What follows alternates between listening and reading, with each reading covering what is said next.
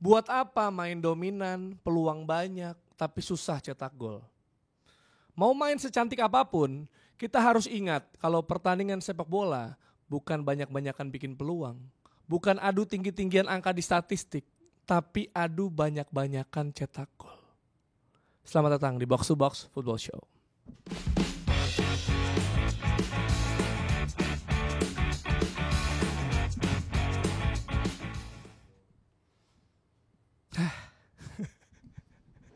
Yang enak di sini gue doang. Lega ya, Lega, soalnya tim saya sih nggak lega, tapi saya lega. Lega sampai nanti malam lawan Wigan. Oh iya, itu dia ya. Saya nggak ke cover di sini, tapi gue juga menghela nafas bukan cuma karena Arsenal, tapi masih sama aja ya proses Kanjuruhan tuh update-nya Oh gitu. iya betul. Belum Jadi banyak berubah dari beritanya. kalau ngelihat perkembangan berita terakhir itu banyak pembicaraan soal renovasi stadion. Kita udah bahas 20% gitu Prosesnya, kan. ya. Terus kemudian seluruh informasi datangnya dari PT Waskita sebagai yang berwenang lah ngerenovasi stadion ini. Yang gue baca tuh bahkan mereka ngebut prosesnya sampai pekerjanya katanya bekerja sampai jam 12 malam gitu. Itu yang ngomong project manajernya sendiri loh di berita barusan gitu. Jadi gua nggak asal sebut gitu. Tapi kok masih 20% kalau kerja tiap hari? 20 kali. Segitu aja 20-an persen. Kali maksudnya gitu. mungkin dari 23 ke 28 kali Dex. Oh gitu ya. Mungkin 20-ish. 20-ish. Yang ngerjain siapa? Waskita ya? Padahal was dulu ya. Oh. Hah? Was mereka. Bukan kita kan. Mendingan main Kanjuruhan di Roblox. Ah iya, lebih rasanya. jelas, progresnya jelas gitu kan. Yang nggak kelihatan progres jelas bukan cuma Kanjuruhan nih, tapi Arsenal. Ini sebenarnya kan nomor red ya, sebenarnya pengennya putih, tapi ternyata seperti yang gue pakai kalau ini sih sebenarnya kaos Persis Solo, tapi ini ternoda juga nih dengan red yang terjadi, darah kekalahan. Kemarin tuh bajunya putih, cuman gue nonton kan di layar TV gue kayak nomornya tuh nggak kelihatan gitu. Iya, sama nggak ada namanya kan? Iya namanya juga nggak kelihatan. Iya itu kan karena campaign sudah mereka kan putih. untuk Tidak ada against kekerasan. violence gitu kan. Kirain campaign buat ngedukung band White. All White kan Oh sebenarnya. iya, white wearing white ya sebenarnya. All White mah ini Selandia Baru tuh. Ya Senin baru. Iya dan Liverpool juga kayak gitu. Maksudnya mereka menghargai juga dengan nggak pakai red Iya, gitu kan. betul. Dan mereka pakai ungu. Iya kan. Dan ini dari pertandingannya ketika Arsenal susah cetak gol, Kiwior lah akhirnya yang bisa memecah kebuntuan Tapi untuk Liverpool. gue nggak setuju itu salahnya Kiwior sih. Iya, betul. Apes gue bilang. Iya itu mah cuma ini doang. Maksud gue kalau yang ada yang bisa dilihat Iya. dari golnya Kiwior tuh menurut gue malah satu hal aja gue. Trent Alexander-Arnold cerdas. Jadi lu kalau ngeliat tendangan bebasnya dia itu kan nggak terlalu tinggi kan, nggak terlalu lambung, tapi kalau misalkan pengen gue shot langsung sudut gue terlalu sempit gitu. Jadi gimana caranya nih, pokoknya ini bola belok ke dalam gawang, entah kena temen gue atau kena lawan gitu loh. Jadi menurut gue ya bukan salah Kiwior sih gitu. Emang Alexander-Arnold aja yang cerdas. Ya dan sebenarnya kan juga masalahnya adalah soal finishing ya, final ball, karena 2 pertandingan di Emirates itu nggak bisa cetak gol.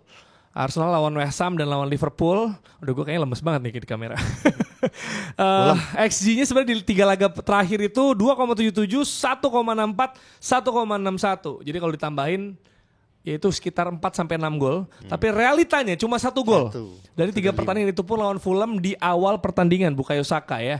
Dan ada yang bilang sebenarnya itu agak beruntung juga gitu ya. Tapi sebenarnya berarti kan klinis di awal pertandingan aja nggak bikin Arsenal menang gitu. Akhirnya mereka lepas konsentrasi, akhirnya ke comeback. Nah ini banyaknya peluang dan dominasi di babak pertama nggak bisa cetak gol. Akhirnya ini yang terjadi Dex. Gimana lu ngelihat problem ini gitu? Sebenarnya Arsenal juga shootnya juga minim ya. Dari sejak Natal mereka 63 shots. Itu salah satu yang tersedikit di antara klub Premier League. Kalau gue lihat Arsenal ini sebenarnya menciptakan peluangnya udah bagus. Seperti yang tadi lo bilang di opening gitu. Cuman yang gue lihat klinisnya Arsenal itu bukan di apa ya? Lo bandingin kalau Arsenal lawan Liverpool kemarin kan sebenarnya kan Arsenal pincang, Liverpool nggak ada salah gitu kan. Meskipun Nggak ada salah ya. Kedua klub Nggak ada kesalahan. sama-sama menurunkan pemain terbaik yang mereka punya. Karena mereka sadar kalau Arsenal itu main lagi tanggal 20 kan. Masih lama kan. Kalau Liverpool tanggal 11 di semifinal Carling Cup ya. Carling Cup sekarang Carabao Cup gitu. Jadi gue ngerasa ini dua tim ini sebenarnya sama-sama pengen menang. Cuman Liverpool Klopp bilang kan, yang penting gak replay deh, gak apa-apa kalah gitu. Jangan imbang pokoknya gitu kan. Karena nambah pertandingan bakal nambah sibuk gitu. Yang bedain antara Arsenal dan Liverpool di pertandingan ini adalah opsi sebenarnya. Ketika Liverpool nggak ada Salah, kita udah tahu dari jauh-jauh hari Salah mau berangkat ke Piala Afrika ke Pantai Gading, nggak ada Van Dijknya juga tiba-tiba kan. Trent Alexander-Arnold juga hampir nggak main, cuman akhirnya sehat.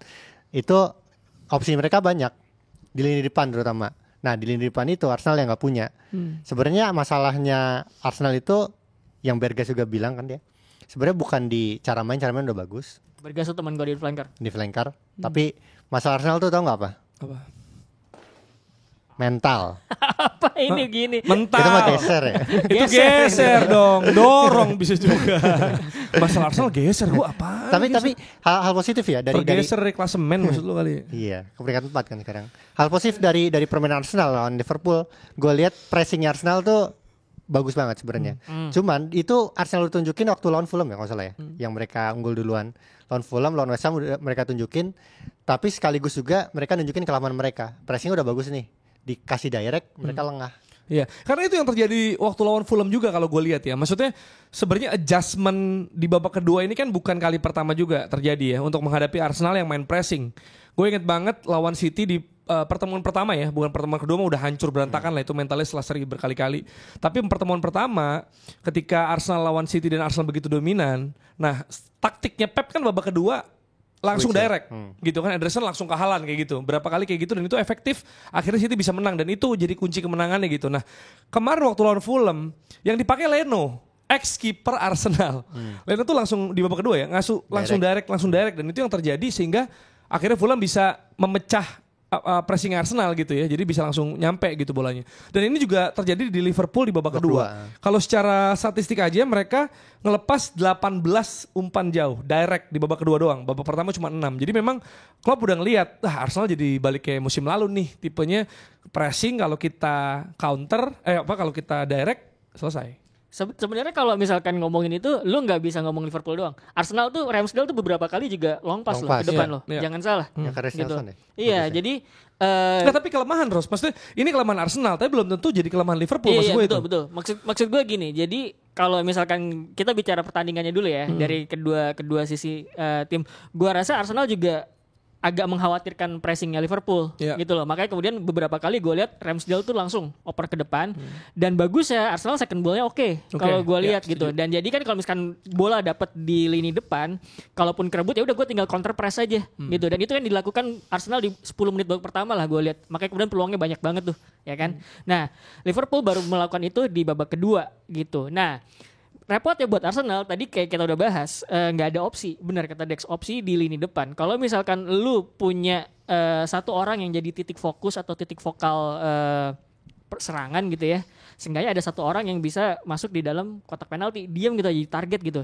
Karena ini kan kalau lo lihat ketika mereka nggak bisa nembus gitu ya, peluangnya tuh palingan dari Bukayo Saka dari sayap cutting inside nendang gitu. Even Kai Havertz juga punya peluang sepakan dari luar kotak penalti gitu loh. Iya, jadi tadi Dex bilang sebenarnya Arsenal bisa menciptakan peluang, cuman model peluangnya itu yang kayak apa? Peluangnya tuh ya bisa lo lihat gitu, bukan sesuatu yang kebanyakan datang dari dalam kotak penalti gitu. Lo harus reward dulu dari samping atau dari second line gitu segala macam. Dan kalau misalkan nggak bisa nembus, ya udah tendangannya dari luar kotak penalti kayak Havertz tadi gue bilang.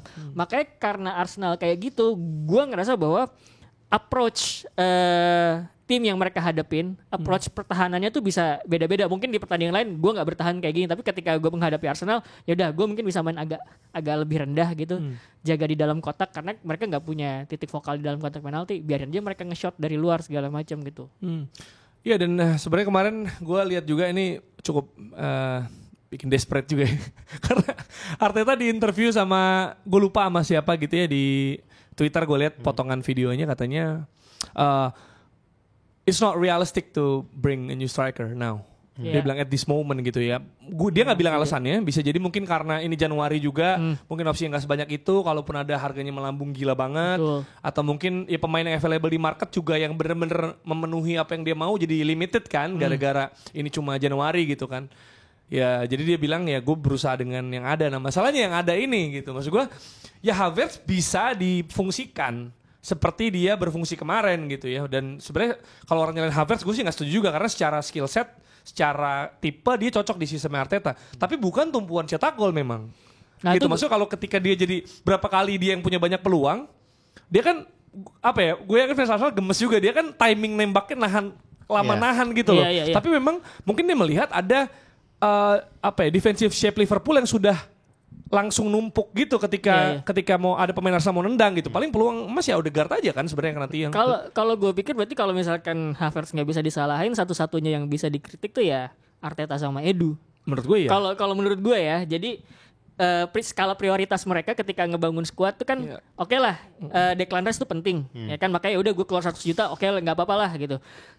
Tapi kan maksud gue ada hal lain yang misalkan bisa lo lihat, kita kayak kurang striker deh kan, kemarin kita ngincar Vlahovic nggak dapet nih, mending kita ngincar striker dulu gitu loh. Kalau itu udah dapet, datengin pemain kayak Havertz buat jadi opsi kan lebih ideal gitu loh. Mana harganya Havertz tuh 65 juta pounds kalau nggak salah gitu loh. Jadi 65 juta pounds itu menurut gue seenggaknya lu nyari satu striker lah yang bisa jadi titik fokus di depan dulu gitu. Kalau itu udah dapat, mau beli Havertz sebagai opsi juga nggak apa-apa gitu. Sebenarnya gue mau mengoreksi juga sih dari pernyataan gue tadi, kan gue bilang Arsenal kurang opsi ya. Tapi sebenarnya makin banyak opsi makin pusing juga. Sama satu lagi juga, lo kalau lihat Arsenal tuh pemecahan masalahnya di mana sih? Saka Rice. Kalau Liverpool salah nggak ada, Luis Diaz nggak ada, Jota nggak ada, Darwin Núñez bisa, nggak ada, Szoboszlai bisa. Jadi apa ya, gue kalau ngeratingin pemain gitu, yang game changernya tuh di Arsenal tuh sedikit, bukan cuma opsinya doang. Opsinya mungkin ada banyak ya, bahkan Nwaneri pun ya kalau lo mau masukin opsi bisa jadi opsi gitu. Ya gue ngerasa di situ sebenarnya tadi makanya Rossi bener bilang sih, ketika lo nggak bisa, mungkin Edu punya grade pemain gitu kali ya. Rice tuh salah satu yang game changer dan berhasil dibeli dengan harga mahal gitu. Sementara Kai Havertz mungkin di bawahnya, mungkin bracketnya ada di bawahnya. Ya udah yang kebeli bisa ini. Gue ngerasa harusnya tuh yang dibeli kalau bisa game changer itu yang mana emang menurut gue Arsenal emang nggak punya banyak resource juga untuk membeli itu. Karena kalau misalkan ngomongin dari permainan nih Jer ya, banyak yang memuji bahwa Arsenal out of possessionnya itu salah satu yang terbaik di Premier League, bahkan lebih bagus dari Liverpool, lebih bagus dari Manchester City. Secara tim tactical juga well trained, mereka terlatih dengan sangat-sangat baik gitu. Jadi urusan taktik sama sistem tuh udah beres sebenarnya Arsenal gitu loh. Cuman kalau kan kadang-kadang ketika lu taktik itu buntu, ya mau nggak mau lu turning ke individual gitu loh. Siapa yang bisa jadi pengubah permainan gitu loh. Itu kenapa gue ketika berdebat sama lu kemarin, gue memilih untuk mengesampingkan kelemahan-kelemahan Arsenal. Karena kalau ngomongin kelemahan, Liverpool punya kelemahan, Man City juga punya kelemahan gitu loh. Tapi bahkan mereka berdua yang punya kelemahan, Liverpool sekarang posisi 1 gitu. Tim yang musim kemarin bahkan gak lolos ke 4 besar gitu. Jadi yang ngebedain antara Liverpool sama City sama Arsenal, ya menurut gue di Liverpool tuh ada Mohamed Salah, ada Trent Alexander-Arnold gitu loh yang bisa jadi pemecah kebuntuan. City punya kemarin Kevin De Bruyne yang tiba-tiba habis cedera jadi bintang lagi gitu loh. Nah Arsenal tuh masih kurang di situ gitu loh. Jadi gue pikir ketika ngomongin kelebihan sama kelemahan, mungkin letaknya tuh ada di personel, tapi gue memilih untuk nggak ngelihat di kekurangan doang gitu. Karena kalau ngomongin kekurangan ya Liverpool punya kekurangan, end produknya kadang-kadang suka jelek loh, jangan salah gitu. Kemarin game lawan Arsenal itu kan sebelum mereka golin pertama lewat gol bunuh diri Kiwior, itu kan beberapa kali passingnya mereka buntu gitu, kelar gitu aja di final third gitu. Itu kelemahan-kelemahan yang masih suka kejadian di Liverpool gitu. Nah sebenarnya bukan soal poin kelemahannya sih yang kemarin akhirnya kita berdebat di Twitter, tapi soal cara Arsenal memandang keyakinan juara gitu. Maksud gue gini, karena bukan cuma perkara soal kelemahan ya, maksudnya yang gue bahas kan, gue bilang gue pakai pendekatan realistis traumatis. Nah ada titik-titik di mana Arsenal tuh terpeleset, dan itu terjadi bermusim-musim, bukan cuma musim kemarin. Kalau orang pikir ya Arsenal terpeleset musim kemarin sebagai tim yang bisa menggoyang dominasi City, ya itu benar. Tapi sebenarnya ada banyak terpeleset dari Liga Champions spot, dan lawan Spurs terpeleset beberapa kali waktu Leicester juga, yang pas Leicester juara gitu ya, ketika tim lain flop gitu. Arsenal sebenarnya sempat ada di atas cukup lama gitu kan, tapi akhirnya kepleset juga, dan itu ada banyak hal terjadi seperti itu. Jadi memang rasa itu yang nggak bisa dibohongin gitu. Maksud gue, lu kalau dukung tim bola, lu melibatkan perasaan. Jadi memang itu muncul kayak ada rasa kayak orang trauma lah, tuh kan ada kayak gitunya gitu. Jadi itu yang gue rasa mungkin yang nggak dimengerti banyak orang juga kalau nggak jadi fans Arsenal gitu maksud gue. Karena ada hal yang berbeda nih. Apalagi soal misalnya kita ngomong mentalitas, kebiasaan jadi juara gitu. Misalnya Man United gitu ya. Mereka sempat punya track biasa juara, bahkan terbiasa, bahkan begitu dominan gitu. Walaupun, nah kalau sekarang kasarnya roda kehidupan lagi di bawah nih, lagi krisis. Tapi pernah di situ tuh membuat ya mentalitas lagi-lagi. Nah itu yang gue rasa belum dimiliki Arsenal. Sehingga sebagai berpengaruh ke psikis fansnya. Maksud gue gitu loh. Ini kalau tadi kan ngomongin fans nih ya. Ini kan gue sebagai fans Man United. Kalau ngomongin trauma kan udah banyak ya. 10 tahun terakhir tuh kan kayaknya bagus banget terus ternyata mengecewakan. Kayaknya bagus banget, mengecewakan lagi gitu loh. Jadi sebenarnya kalau ngomongin traumatis, fans Man United tuh justru kalau at least buat gue ya, kayak udah terbiasa gitu loh. Gue sendiri kayak ya udah kalau misalkan diledek. Tapi sempat ini loh kan gue bilang gini, ketika lu sudah pernah diyakinkan sampai dapat trofinya, seperti United di tahun 2012 2013 dan 2000 apa yang lawan City tuh? Yang lawan City itu yang mana? Yang laga terakhir bahkan selisih gol gitu. Oh, 11-12 sebelumnya. Kalau Arsenal di level itu, ya lu bisa serang kami lah fans Arsenal gitu. Enggak, karena lu sih. Iya, maksud gue ya atau siapapun lah yang misalnya meragukan keyakinan kami akan juara gitu ya. Setelah mencapai level itu, kan itu tuh belum tercapai juga nih. Iya. Sehingga keyakinannya itu rada susah, Ros. Karena gini, karena dari ngebentuk tim, gue rasakan dari tim-tim yang bisa dibilang ya anggaplah berapa musim terakhir yang lumayan dominan kan Liverpool, City gitu kan. Sebenarnya Arsenal kan tracknya itu kan kayak City kan sebenarnya. Tipe nyusun timnya nih, cara Arsenal nyusun tim, cara Arteta nyusun tim, cara Arteta dan Edu mengumpulkan pemain, kebutuhan pemainnya, cara main itu kan cenderung kayak City, ya kan? Nah, makanya mungkin berharap yang kita butuhin adalah Declan Rice, karena kan nggak bisa sama kayak MU waktu itu. Betul. Butuh DM atau kiper. Oke, butuhnya kiper. Ya, untuk menggantikan De Gea yang dirasa sudah usang dan tidak relevan. Oke, Onana masuk. Terlepas dari dia berhasil apa enggak, tapi ini prioritas, begitu ya. Betul. Nah, Arsenal ketika itu ya striker butuh juga gitu kan. Yang lain juga banyak butuh kan, bangun City City butuh waktu yang panjang kecuali lu punya duit langsung gede gitu. Akhirnya prioritas Declan Rice. Dan benar berhasil menjadi game changer. Tapi kan bukan dia tumpuan utama cetak gol. Nah, next projectnya memang striker. Pertanyaannya apakah striker akan terbeli di Januari atau enggak? Karena kalau gini, gue tuh sebelnya ya, gue menyadari bahwa anjir untuk jadi kayak City emang harus proses banget gitu loh. Kayak prioritas utama DM. Jangan-jangan prioritas nanti summer transfer baru striker. Bener-bener striker top class. Tapi nanti, ngerti gak lo? Tapi kan fans Arsenal mesti menunggu sampai akhir musim lagi dong. Tanpa tahu posisi kita gimana untuk mendapatkan prioritasnya, ngerti gak lo? Betul. Sisanya untuk nambel-nambel doang. Paling winter transfer datengin mungkin RW jelek kali. Maksudnya kelas 2 gitu kan. Atau mungkin back kiri mungkin yang dirasa bermasalah. Atau cadangannya Saliba Gabriel kalau cedera. Karena Kiwior gak begitu cepat beradaptasi seperti yang lo kecewa gak sama Edu tapi? Soalnya selama ini dia menurut gue mendatangkan pemain-pemain yang menurut gue understandable sih. Kayak naikin mentalitas Zinchenko, Gabriel Jesus didatengin, Jorginho didatengin gitu. Iya, tapi gini secara ini Dex. Apa gak cukup apa gimana maksudnya? Nggak gini, untuk meniru stepnya City sebenarnya udah tepat nih yang didatangkan kan. Maksud gue si Zinchenko sama Jesus jelas-jelas dari City dan sangat membawa winning mentality di tahun lalu. Maksud gue ya belum sampai winning juara sih. Maksud gue secara mentalitas kerasa banget gitu kan. Dan kalau misalnya kita nyecer Arteta sama Edu gitu, lu gimana sih striker masa kurang Jesus? Ya mereka pernah ada di fase di mana tanpa punya striker kayak Haaland, City tetap bisa thriving gitu. Strikernya kayak Jesus. Karena kan punya pemain-pemain kayak De Bruyne. Exactly. Karena punya pemain kayak Silva. Puzzle-nya belum terkumpul, Ros, gue rasa. Yang dicari itu game changer, bukan penyerang dong berarti. Ya siapapun itu. Ya sebenarnya. Nah sekarang tengah, jadi pemain sayap. Masalahnya approach Arteta tadi Ros udah bahas dan gue rasa lu juga setuju. Approach soal alternatif plan-nya. Itu kan yang dipermasalahkan gitu maksud gue. Makanya gue pikir satu-satunya kesalahannya Arteta sama Edu tuh mengedepankan beli Havertz. Ketika lu sebenarnya udah punya Trossard yang tapi ketika kemarin, lu ini gue nggak sepakat kalau lu kehilangan pemain kayak Saka ya lu butuh solusi gitu menurut gue. Menurut gue kalau misalkan lu kehilangan Saka lu masih bisa mainin Gabriel Jesus. Cuman kalau misalkan lu nggak punya striker siapa? Nah iya makanya mereka berpikir gini mereka berpikir ya bisa aja lah Gabriel Jesus orang di situ juga bisa kayak gitu. Kita kan punya wing yang sangat on fire di Saka dan Martinelli. Tapi opsinya, bukan opsi, maksudnya sosok yang bisa jadi game changer lah Dex. Kalau menurut gue ketika lu sudah kan gini, out of possessionnya Arsenal, tadi gue bilang salah satu yang terbaik di Premier League gitu kan.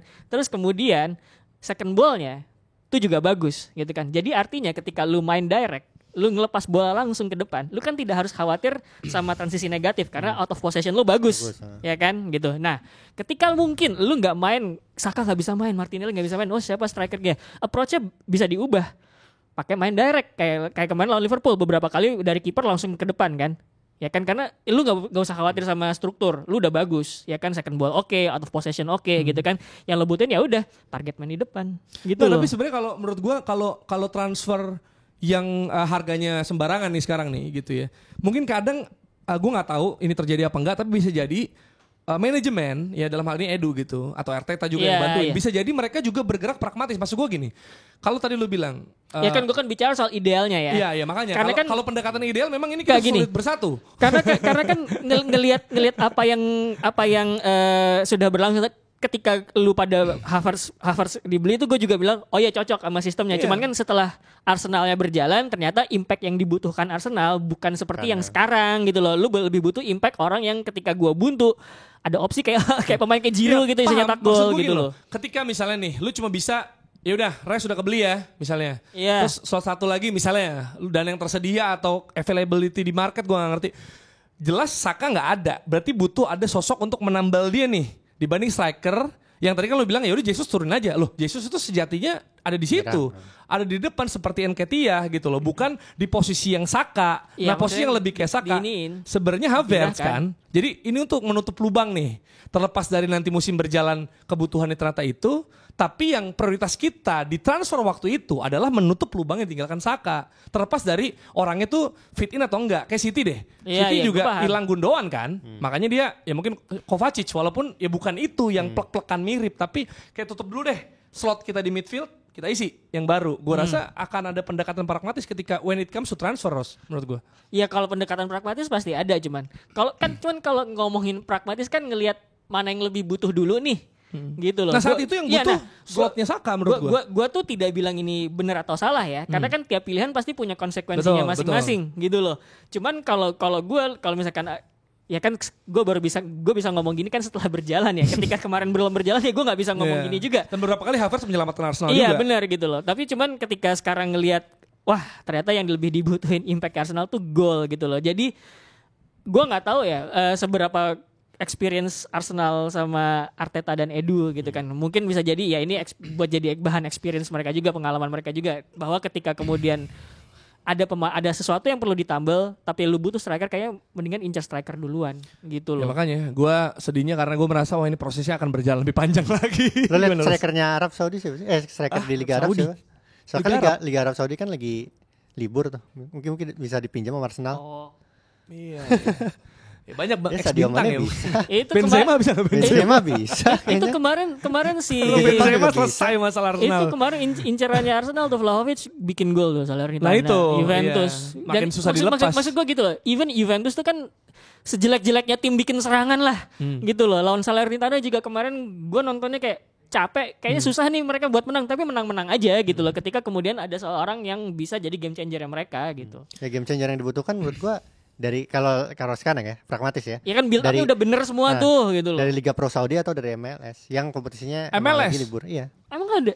MLS lagi libur. Oh iya maksudnya opsi pragmatis. Tapi kan kalau misalkan yang bisa ada namanya Joseph Martinez misalkan gitu ya, mungkin bisa dicoba. Joseph Martinez. Salah. Ya, enggak itu temannya Messi di Miami. Enggak nama asal sebut ya. Soalnya dia caranya gitu juga. Iya kan? Oh itu benar ada pemain namanya Joseph Martinez. Kayak Joseph Martinez. Sorry ya Joseph Martinez dan lu fansnya kami nggak tahu. Kalau butuh bek kanan ada. Kalau butuh bek kanan ada Joe Scali namanya. Ada namanya Scali namanya. Cuman kan maksudnya lu kan nggak bisa ya udah deh fill in the gap siapapun gitu loh gitu. Nggak bisa kayak gitu doang kan harus kualitasnya nih. juga tapi kan nggak bisa beli nih gitu. Menjelang akhir winter transfer bisa aja sih itu terjadi ya, maksud gue ya udah datang aja lah untuk nambah opsi untuk biar nggak capek banget gitu. Tapi nggak dimainin juga kan sama aja bohong gitu loh maksud gue. Ya itu Spurs juga tiba-tiba Timo Werner gitu Timo loh. Werner, ya. Gue juga MU ngincer Timo Werner aja kayak ini mah fill in the gap doang gitu. Makanya gue mau gue mau membakar account yang ngomongin Curtis Jones nih. Saat yang dibutuhin bukan striker, bukan posisi kayak Curtis Jones gitu maksud gue. Lo kalau mau juga ya RW atau RT enggak nih? RW right winger maksud gue atau pemain belakang itu lebih dibutuhin dibanding masih Curtis Jones kayak. Tahu nggak satu penyerang dari yang mana sih kebutuhan? jarang dapat sorotan tapi lagi bagus sekarang. Sorloth. Sociedad yang masalah ya. Iya. Sorloth tuh. Pemain Norwegia. Rafa Silva juga bisa. bagus tuh Benfica. Iya, tapi bisa jadi kebijakannya memang selain harga dan Iya, availability ya. Iya. Pasti umur sih menurut gue. Maksud gue itu emang kebijakan secara general Arsenal gitu kan untuk emang para pemain muda nih ada umur yang ada range-nya lah gitu. Nah, itu jadi gue kemudian rasa kayak gitu. Jadi Giroud agak susah ya. Nah, itu kemudian gue gini kalau mau loan nanya. 6 bulan mungkin aja. Ketika ada strike, ini bukan ngomongin bener apa salah ya. Okay. Karena ini setiap pilihan lagi-lagi ada konsekuensinya. Yeah. Mending beli penyerang muda yang masanya panjang tapi belum tentu bisa langsung ngasih impact atau yang udah matang sekalian. Kalau gue sih yang udah matang sekalian. Iya, kalau gue posisi mahal kayak gini ya. Tapi ya kalau ngomongin mahal, Arsenal udah nggak bisa ngomongin mahal, udah beli 100 juta. Declan Rice soalnya udah berani keluar segitu gitu loh. Nah, tapi dananya juga jadi berkurang. Iya. Kami gak kayak City gitu. Kayak Havertz tuh nggak bisa Havertz jadi penyerang. 65 juta kok nggak murah. Kayak Havertz tuh nggak bisa jadi penyerang tengah ya. Bisa sih, cuma yang gimana ya Dex, gitu bukan maksud gue gini, Gabriel Jesus bisa kan? Bisa. Tapi apakah dia adalah tumpuan utama mencetak gol? Apakah ini tipe striker yang bisa 15-20 gol setahun? Enggak. Itu loh maksud gue. Jadi Havertz bisa di situ, tapi kan yang dibutuhin Arsenal menurut gue adalah focal point, ya titik serang. Ini ketika buntu, ini orang yang bisa memecah kebuntuan gitu. Nah itu yang menjadi faktor crossing nggak ada yang nyampe masuk gue gitu untuk menjadi opsi pun. Kan Thierry Henry bilang waktu gua buntu dia bilang dia curhat ke Wenger bilang ya lu jangan berusaha sendiri, lihat rekan lo kan Bergkamp kayak gimana, dia seneng ngoper-ngoper yang susah, lu cari posisi yang bagus. Gua kalau ke Ljungberg gua samperin dia pasti ngoper. Oke, pertanyaan gue Dex, apakah Arteta seperti Wenger yang pertama, yang kedua apakah Thierry Henry seperti Eddie Nketiah? Nomornya sih sama 14. Nomornya sih sama, kualitas kan jauh. Bergas bilang mentalitas dan kualitas bukan cuma mental loh, tapi kualitas gitu. Nah Liverpool kita udah ngomong sebelum game kemarin ini Liverpool mentality monster. Berapa kali di musim ini di akhir-akhir. Walaupun gue merasa kalau tim yang comeback terus-terusan bukan ya mentalitas bagus tapi sebenarnya ada problem nih. Ya memang. Maksud gue bukannya kayak kita mengglorifikasi gila comeback menit akhir terus, adalah sebuah pertanda juara. Kata siapa? Enggak, itu bukan pertanda juara, itu pertanda bahwa lu overcome problem gitu. Dan overcome problem itu tapi adalah salah satu tanda juara gitu loh. Arsenal gitu. berkali-kali gitu, Liverpool juga gitu kan. Overcome problem dalam pertandingan ya, bukan overcome problem secara keseluruhan. Maksudnya kan kalau misalkan lu overcome problem dalam pertandingan, lu ngasih unjuk bahwa lu bisa keluar dari masalah dari satu pertandingan dan akhirnya lu dapat 3 poin gitu loh. Mental satu, kedua ya technicality udah pasti kan. Itu kemudian salah satu tanda bahwa tim lo tuh jadi kandidat juara. Liverpool itu punya kelemahan kayak gue bilang. Cuman kalau misalkan gue ngeliat teman-teman gue ya, bahkan dari sebelum jadi juara yang ke-19 deh. Itu tuh pede-pede aja gitu loh. Bisa kok kita. Bahkan musim ini bisa kok kita, orang mereka kemarin gak lolos padahal. Lihatnya penyerangan kali ya. Lo kan kalau lihat problem Liverpool mungkin ada di pertahanan. Cuma selama penyerangannya oke kayak ya mereka gak masalah gitu. Kayak kemarin lo lihat babak pertama tuh Liverpool gak works. Darwin Núñez main di tengah. Babak kedua Darwin Núñez pindah ke kiri. Kayak adjustmentnya tuh kelihatan gitu sama Klopp tuh. Jadi tadi Rossi bilang overcome the problem. Ya mereka butuh waktu aja. Waktu yang lama memang. Jurgen Klopp kan ya emang jauh lebih berpengalaman juga dari Arteta lah. Pede dari mana? Mereka juara Liga Champions, mereka juara Premier League. Jadinya keyakinan itu tuh muncul karena kita tuh udah mencapai tanah yang dijanjikan. Keyakinan muncul gara-gara penyerangan sih menurut gue. Maksud gue itu loh. Gimana caranya mereka bisa mencapai keyakinan itu sebelum jadi juara, itu yang harus dilihat, bukan setelah jadi juara. Loh, itu yang harus dilihat. Setelah apa yang terjadi masa lalu, dari pengalaman traumatis, ketika lu sudah mencapai apa yang lu upayakan, baru itu muncul, Ros. Nah, emang banyak terjadi gitu. Maksud gue gini, misalnya nih, lu trauma di hubungan ya. Ya kan misalnya di percintaan. Ya beda dong. Enggak. Misalnya percintaan, ya, ketika lu akhirnya menemukan itu sehingga lu yakin. Tapi kalau enggak kan lu masih ragu juga. Gimana caranya kita bisa? Atau your dream job misalnya. Ini gue serius ya. Jangan ngaitin trauma personal sama trauma nonton bola.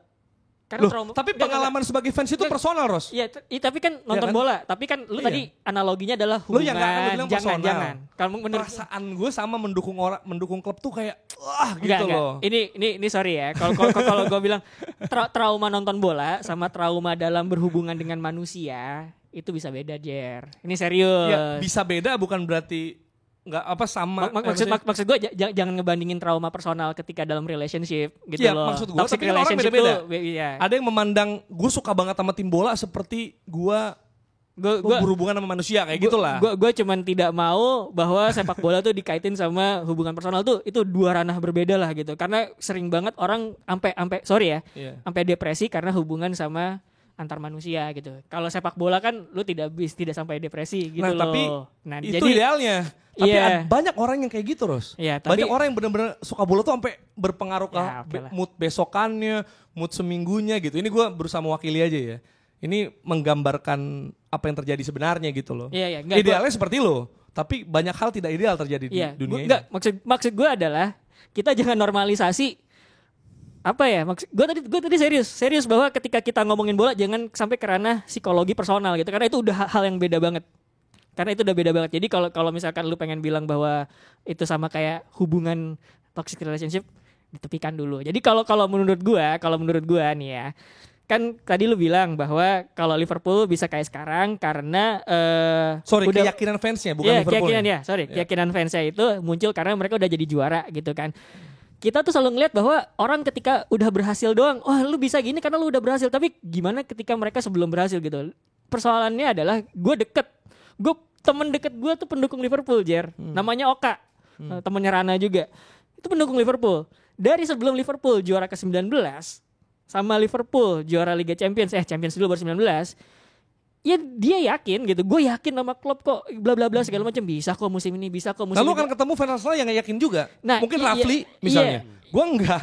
Tapi maksud temen lu ada Oka, ada juga si Oki, dia gak yakin sama Liverpool. Maksud gue itu loh. Maksud gue ya ada hal yang kan gue bilang kan bisa ngeliat setengah gelas kosong, setengah gelas penuh. Cuman makanya kalau misalkan sekarang konteksnya adalah ketika semua tim adalah punya kelemahan, sebenarnya lu bisa kok ngelihat setengah gelas penuh juga. Itu aja sebetulnya. Rasionalisasinya sebenarnya adalah tadi sih inti kemenangan kan hari lewat gol gitu. Liverpool menurut gua udah menghadirkan itu dari sebelum mereka juara Liga Champions, sebelum mereka dapat gelar ke-19, itu yang ngebikin mereka yakin. Nah, kalau Arsenal titik keyakinannya itu sekarang ada di Bukayo Saka doang sebenarnya.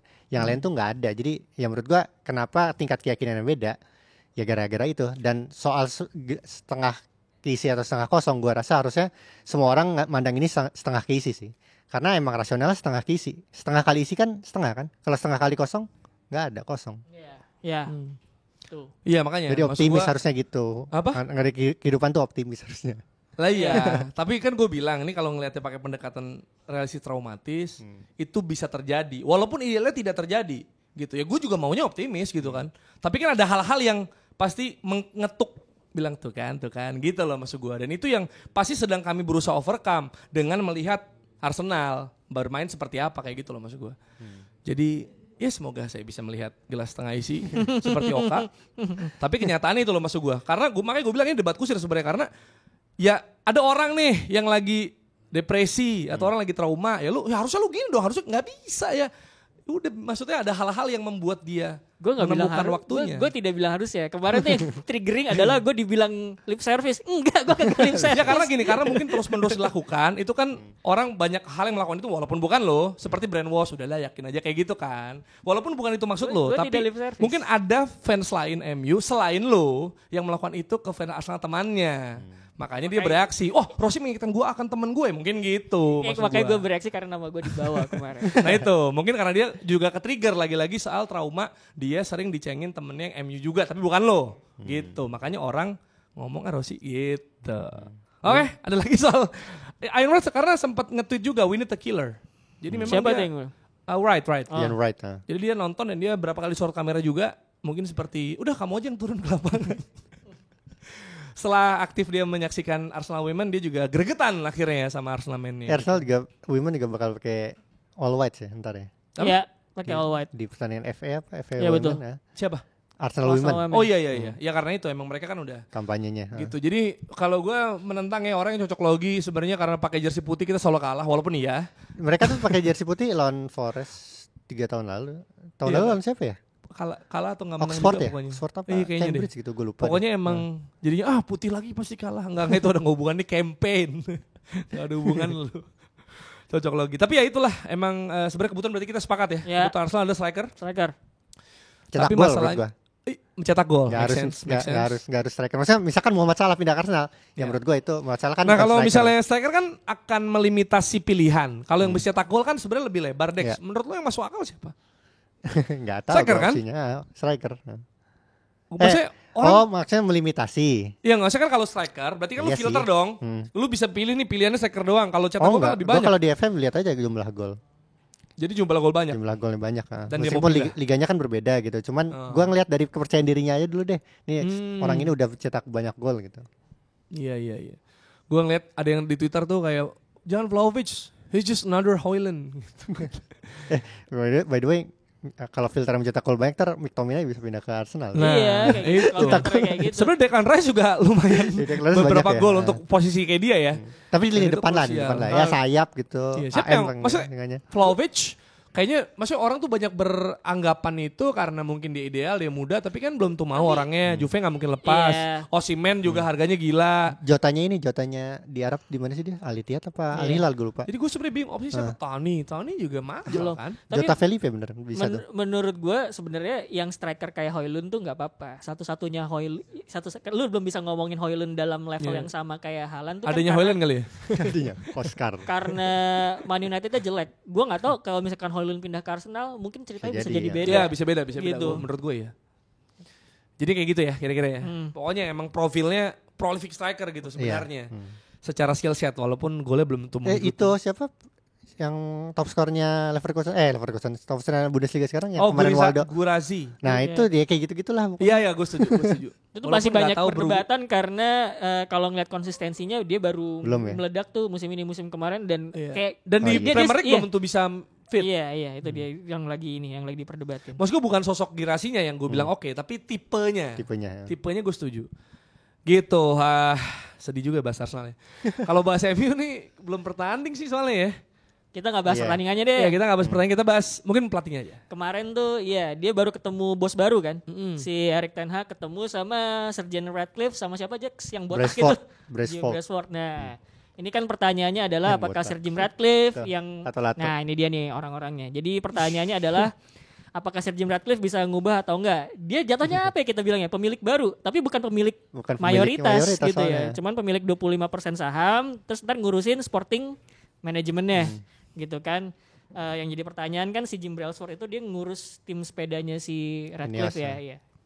Tim sepedanya sukses tapi tim bolanya nggak tahu, belum ada pengalaman. Oji Sinis baru musim ini kelihatan gitu kan. Yang dipertanyakan adalah seberapa besar Erik ten Hag bakal dapat wewenang di manajemen baru ini gitu. Karena kemarin yang gue baca adalah dia tuh nggak pengen wewenangnya tuh jadi dibatasin kan. Karena kan selama ini dia tuh menerima tawaran Man United ternyata adalah karena gue bisa dapat kebebasan buat ngeveto siapa yang pemain yang diusulin gitu loh. Jadi loh makanya kemudian banyak pemain-pemain kayak kesannya hasil pilihan dia sendiri gitu. Jadi sebenarnya tim scouting, tim departemen transfernya tuh udah nih ini kita mau ngedeketin yang ini, tapi Ten Hag bisa ngeveto itu. Nah di manajemen baru apakah itu bisa dipangkas atau enggak? Karena menurut gue idealnya dipangkas gitu. Karena kalau misalkan Ten Hag dikasih full wewenang kayak gitu, dia jadi nggak bisa ngelihat kesalahannya di mana nih, gitu loh. Sementara kan kalau misalkan lu ngelihat di Ajax bahkan deh, itu gue suka banget Ajax eranya dia itu karena dia kan punya Overmars sama Van der Sar yang bisa nge-backup nih. Lu main kayak gini, oke nih pemain yang cocok kayak gini, gitu. Terus kemudian City, Pep punya Ciki. Terus kemudian Jurgen Klopp gue nggak tahu sekarang dia wewenangnya segede apa, tapi zaman sama Michael Edwards itu kan juga oke, gitu loh. Nah hal-hal kayak gitu loh yang harus diperhatiin karena kalau misalkan Ten Hag dikasih kewenangan luas, gue takutnya dia misjudge gitu sama penilaian akan talent. Dia mungkin ngeliatnya bagus, tapi ketika masuk ke Premier League ternyata nggak bisa compete nih gitu. Beda tipe, bukan pemainnya jelek ya, cuman ketika harus bermain di Premier League kan ada beberapa kebutuhan khusus lainnya yang harus dimiliki oleh seorang pemain gitu ya. Nah si pemain ini nggak bisa gitu, misalnya nggak kurang kombatif atau kurang apalah gitu kan. Gimana menurut Ten Hag di bawah Ineos dan juga Jim Ratcliffe? Gue sebenarnya pengen menjelaskan panjang lebar, tapi kayaknya waktunya tidak cukup. Jadi nanti kita ketemu di luar aja ya. Tapi serius. Ngopi-ngopi ya. Kalau gue lihat, Anda buka datanya deh, Ten Hag sama Ineos. yang gue, ya sebenarnya gue lagi nunggu nih. Kan Ten Hag kan bakalan dapat kewenangan itu apa enggak gitu. Kan Brentford sama Jim Ratcliffe kan nggak benar-benar ngurusin teknis ya kan. Mereka pasti ada orangnya lagi yang makanya lagi diusahakan, siapa namanya? Blank siapa? Jan-Claude Blanc gitu. Ya, Jan-Claude yang Blanc PSG gitu, ya. dia PSG dulu. Nah, orang itu siapa Juventus tadi? juga. Di Juventus juga. Tadi kalau Rossi bilang ada Barcelona, Man City ada Siki, Liverpool ada Edwards dulu, Arsenal ada Edu gitu. Itu orang-orang yang udah tahu track recordnya kan. Ya. Nah, kalau lo tanya sekarang siapa Man United bisa boros apa enggak? Ya gue nggak tahu, karena gue nggak tahu yang bakal dislotin di situ siapa gitu. Apakah Brentford sendiri atau Ratcliffe sendiri atau Jean-Claude Blanc yang udah terbukti di Juventus dan juga di PSG. Itu pertama, kita harus nunggu itu. Dan yang kedua, soal Brentford ini gue lihat wawancaranya McLaren. Jadi ternyata McLaren waktu pas dia pernah menukangi Derby County, ternyata dia pernah ngundang Brentford ke ininya dressing roomnya Derby County. Karena dia bilang waktu itu, saya suka cara dia memimpin tim sepedanya Inggris bisa juara, saya butuh motivasi, dimotivasi Derby County habis itu berjaya. Jadi menurut gua ini amunisi yang bagus sih yang ada di dressing room Man United sekarang, ada motivator. Nah tinggal football brainnya aja siapa. Dan gua tadi setuju sama Rossi kalau Ten Hag ya jangan benar-benar dikasih kewenangan 100%. Tuh waktu di Ajax juga kan ada tuh pemain yang minta oper terus, oper mas. Itu makanya dia bosnya itu bukan pemain itu. Dia nggak main aja minta dioper over Mars. Nah ini gue nanya nih, ini dari perspektif luar. Menurut lu kenapa Ten Hag sampai sekarang belum dipecat? Karena mereka tidak ingin mengulang Ole out misalnya. Ya kalau Rangnick saya emang udah bukan pelatih ya sebenarnya, direktur teknik gitu gue rasa. Dan ya gue masih merasa banyak orang yang menyesal, aduh coba Ole dipanjangin dikit masanya gitu misalnya. Jadi gak ingin mengambil keputusan itu apalagi misal di tengah musim gitu. Dan sebenarnya kalau secara poin masih make sense banget untuk merangsek ke atas dan mengganggu konsentrasi 4 besar ya gitu menurut gue. Jadi sebenarnya bobrok kan dari mainnya, tapi kalau secara result, kalau emang menghakiminya via result, menurut gue masih bisa dan layak dapat kesempatan sih menurut gue. Tapi kan manajer paling banyak kalah ya. Iya. Kan ya? Maksudnya dari performa, maksudnya di klub normal ya menurut gue ya. Erik ten Hag ini kayaknya udah dipecat sih harusnya kalau maksudnya bukan dari hasilnya jumlah kemenangan, jumlah kekalahan ya, tapi dibandingin kan dia kan dibandingin sama manajer sebelumnya jumlah kekalahan lebih banyak gitu. Terus juga ekspektasi yang nggak memenuhi. Kalau menurut gue kalau di klub biasa bukan klub kayak Man United udah dipecat sih. Soalnya kemarin tuh gue menarik baca tulisannya si Andy Mitten di Athletic. Man United tuh berada dalam posisi di mana ada hotdog gosong di kantinnya aja itu jadi sorotan. Dia bilang kayak gitu kan. Apalagi sekarang pelatih yang secara performa masih turun naik nih gitu. Ya benar gitu. Kalau di klub lain nih, klub gede lain udah pasti dipecat nih Ten Hag gitu. Kenapa sekarang dia belum dipecat? Kalau menurut gue karena manajemen Man United belum punya kredibilitas. Itu aja gitu. Kenapa Man United manajemennya belum punya kredibilitas? Iya kan sebenarnya kan penunjukan manajer itu kan dibangun atas sebuah visi kan. Gue visinya pengen kayak gini, misinya bla bla bla bla bla, kayak kemarin kita bahas di episode sebelumnya tuh soal timnas kan, visi sama misi.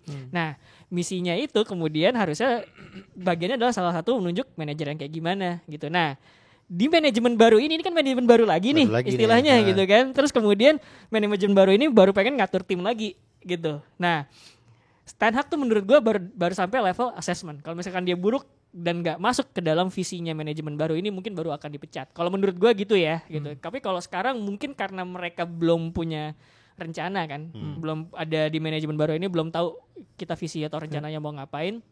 Jadi untuk sekarang Ten Hag masih aman. Tapi kalau misalkan musim depan gue rasa awal-awal masih jelek, nggak aman sih. Menurut gue sih lo kan nilainya kan di level sekarang yang manajemennya baru lagi. Tapi di manajemen lama ketika sebelum nge-hire Ten Hag, menurut lo Ten Hag udah masuk kriteria yang bagus berarti?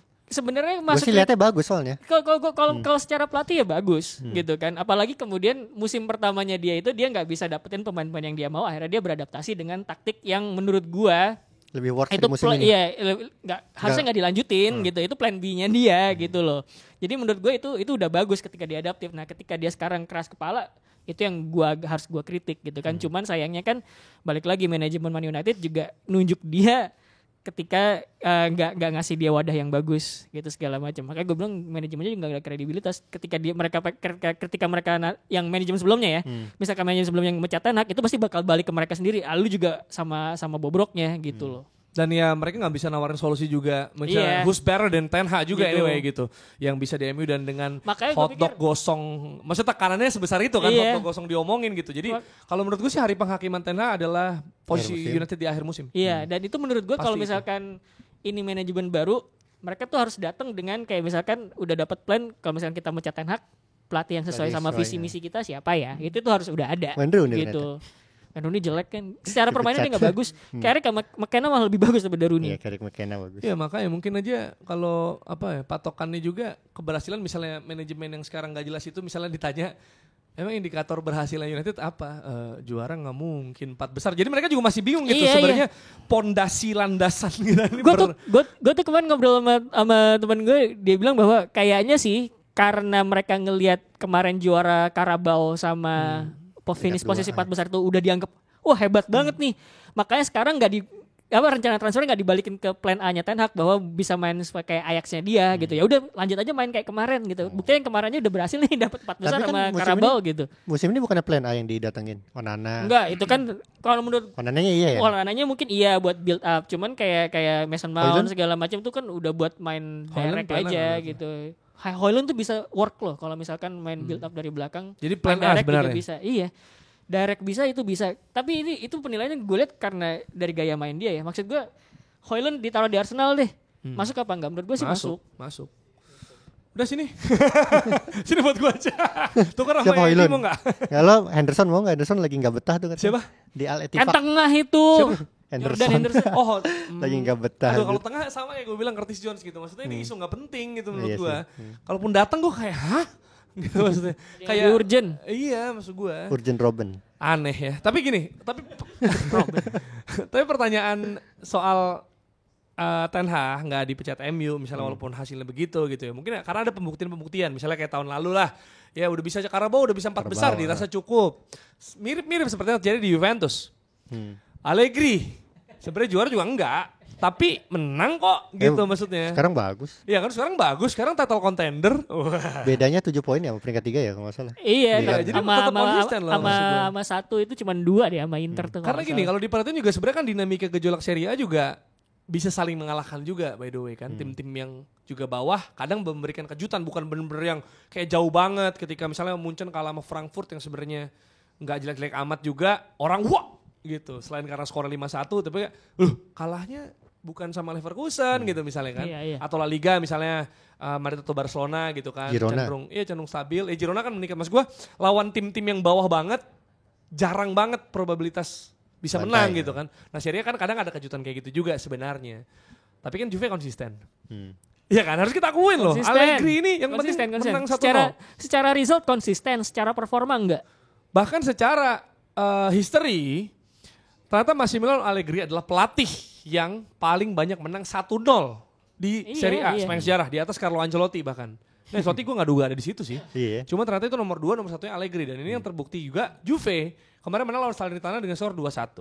Well anyway, Inter juga menang lawan Verona 2-1 juga. Gol menit akhir juga, Fratesi dan ketolong sama Verona gagal penalti menit ke 100.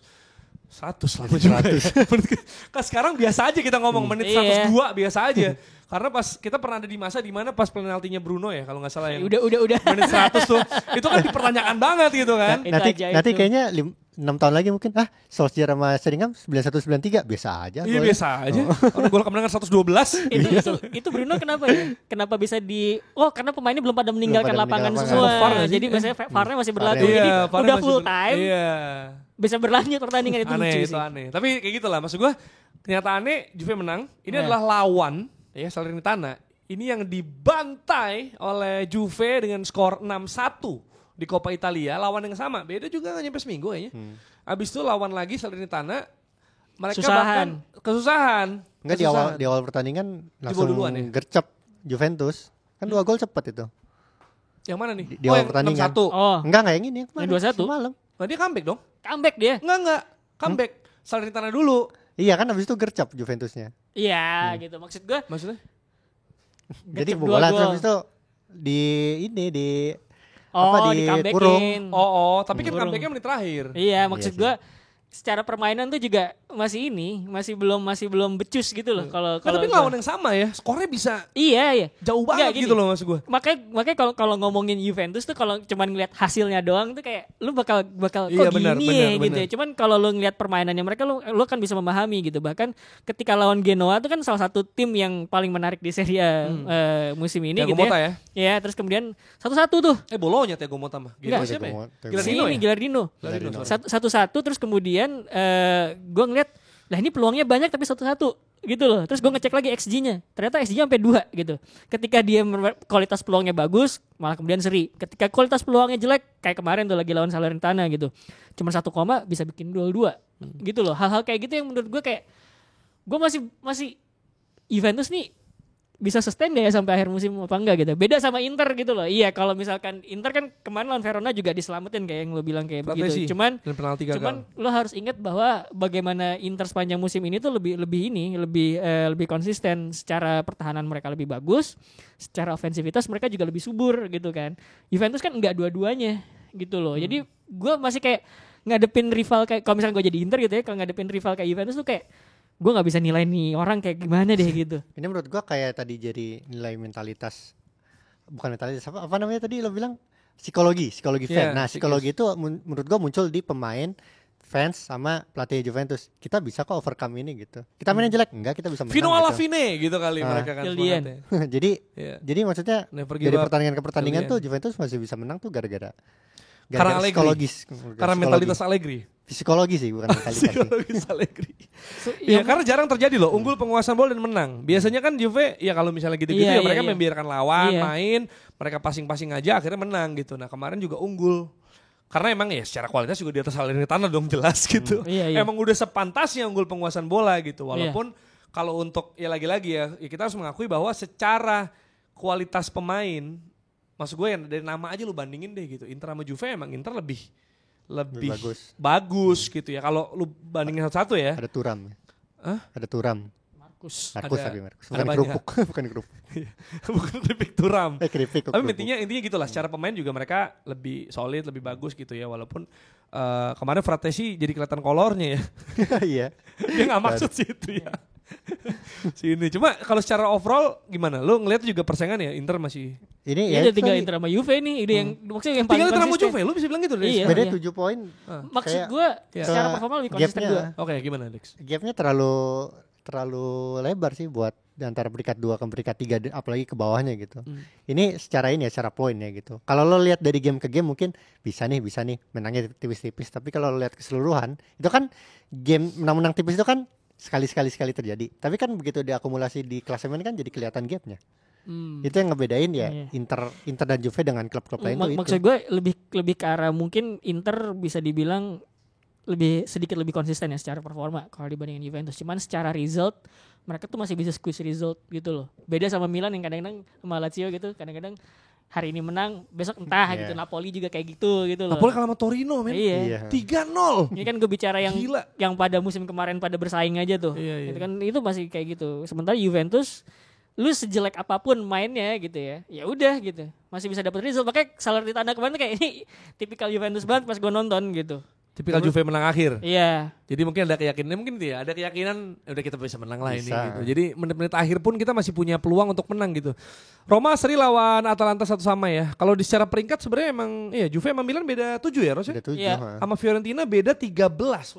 Itu cukup jauh sih. Fiorentina sama Juventus tuh tim-tim yang di papan atas tapi jumlah golnya dikit. Lihat deh. Kalau nggak salah tuh Juventus tuh 29, Fiorentina tuh berapa ya? Gue lupa. Fiorentina 27. 27 Bolonya 22. Gitu loh. Yang emang secara Inter 4-4 ya untuk pembanding Inter 4-4. Secara ofensivitas bagus tuh Inter gitu. Tapi Inter jebol 9 gila. Iya itu. Jadi makanya gue bilang kalau misalkan ngebandingin Inter sama Juventus, Inter tuh menang secara defensif, secara ofensif gitu. Bahkan selisih gol Inter plus 35, Juventus plus 17, tapi beda poin cuma 2. Yeah. Nah ini mungkin Vino alla fine nih, semangat ini yang dibutuhkan nih. Udah Allegri ngelatih Arsenal. Enggak bercanda. Jangan lah. Jangan. Kalau enggak cocok main di Inggris. Tapi pelatih Italia berhasil sih di Inggris. Menarik ya. Siapa Conte? Di Matteo berhasil. Di Matteo. UCL hitungannya ya. Di Premier League enggak? Ancelotti. Conte Ancelotti ya. Ancelotti City ya bisa Iya, dibilang, di Chelsea, bisa bilang gitulah. Ini menarik ya, Inter Juventus, 3 Milan, 4 tuh Fiorentina, 5 Bologna, 6 Atalanta, Lazio Roma Napoli tuh 10 besar aja. Gila. Iya, Napoli memang paling drop musim ini downgrade mereka sih. tuh. Ya. Kalau Napoli gara-gara ganti pelatih sih menurut gua. Iya, Rudi Garcia kan dari awal. Soalnya pemain-pemainnya masih sama, bahkan upgrade sebenarnya. Osimhen masih di situ, Iya. pembelian bagus gitu. Iya, jadi ya memang kayaknya 2 horses race bisa jadi ya. Iya. Walaupun memang masih setengah musim doang nih. Cuma kalau dilihat dari trennya, ya Gua sih kan yakin itu kalau horses beda 13 poin itu kan lu mesti yang atasnya kalah terus, yang ininya menang banyak kan. Kayaknya 13 sudah cukup jauh untuk Iya. dikejar sih. Hmm. Kalau sama yang lain ya. Kalau Milan kan beda 7, tapi mereka masih Europa League ya. Masih Europa League. Nah itu mungkin masih ini yang bisa dapat gelar juga. Terus ya kalau Coppa Italia nggak jadi prioritas pasti ya. Ya, Coppa Italia itu Inter udah lawan siapa di champion ya? Hah? Inter lawan siapa di champion ya? Kok gue lupa ya. Kemarin udah kita bahas padahal. Derby. Iya kok gue lupa. Coba kita bisa lihat peluangnya. Atletico Madrid. Atletico Madrid. ya benar. Oh ya Derby Simeone. Derby Simeone. Nah itu. Nah mungkin nggak maksudnya kalau kita ngomongin secara title race walaupun masih jauh nih setengah musim kan saat evaluasi kita sering bahas Liga Inggris. Kalau kita misalnya bahas Italia secara overall, apakah pencapaian Inter di Serie A juga dipengaruhi dari pencapaian mereka di Champions League? Maksud gue ini selisih 2 poin nih. Ya kan Inter lebih stabil dibanding Juve, tapi Inter nyawanya ada di Champions League menghadapi lawan-lawan lebih kuat. Gue sih lihatnya Inter bisa konsentrasi ke Champions League sambil nggak kepleset juga di Serie A. Iya. Jadi menurut gue Inter bakal aman-aman aja sih. Kalau gue juga ngeliatnya kayak gitu. Cuman emang gue nggak tahu ya. Kalau ngelihat Juventus tuh kayak gue nggak bisa nebak orangnya nggak ketebak tuh kan lebih ini ya. lebih Juventus gacha juga nggak, Ros? Iya. Sebenarnya bukan nggak ketebak sih Ros. Jadi maksudnya dia tuh lebih sering berhasilnya gitu. Sebenarnya. Iya. Maksudnya dengan Overcome the problem tadi. bukan yang kita overcome bahas. the problem juga. Sebenarnya mereka masih struggling kalau gue lihat. Masih struggling gitu. tapi Iya. lebih Tapi cenderung menang kayak hasilnya. Tapi menang, iya. bisa nih kayaknya gitu. Itu ya makanya gue bilang kan secara result konsisten, secara performa ya entah gitu loh. Kadang-kadang bisa ngedrop, seri gitu. Tapi melihat, maksudnya gini, gue rasa juga fans Juve melihat timnya seperti apa, kualitas pemain dibanding Inter, kemudian juga ya inkonsistensi permainan gitu. Yang mereka pedulikan result. Harusnya sih ya. Dan mereka happy pasti sekarang. Iya. Dengan Kemarin siapa pemain itu peringkat 2. yang lu favorit? Ealing Junior. Iling ya. Ealing Samuel Junior. Islington Main. loh itu. Main itu dia. Islington loh itu. Main Dengan ini ya, Emirates pasti Arsenal. rumahnya. Maksud gue itulah, kalau gue sebagai fans Arsenal ya, ketika musim ini mainnya beda aja dibanding musim lalu. Tidak seatraktif musim lalu, tapi gak apa-apa kami lebih stabil. Enggak Itu juga. Aduh, begitu aja udah ngalahin City padahal. Ya begitulah, untung tidak kalah lawan Chelsea, Liverpool dan Spurs ya. Ternyata itu yang terjadi di episode kali ini. Nanti kita akan bahas di Kamis Piala Asia Piala Asia mau ntar. bersama Aun Cahaya Asia dan lain. Kalau lu punya komentar, entah sepakat atau tidak sama komentar kami di sini, atau merasa gue sangat pesimis dan lain sebagainya, silahkan tulis di kolom komentar. Jangan lupa subscribe. Jangan lupa subscribe dan kita ketemu di episode selanjutnya dari Box to Box Football Show.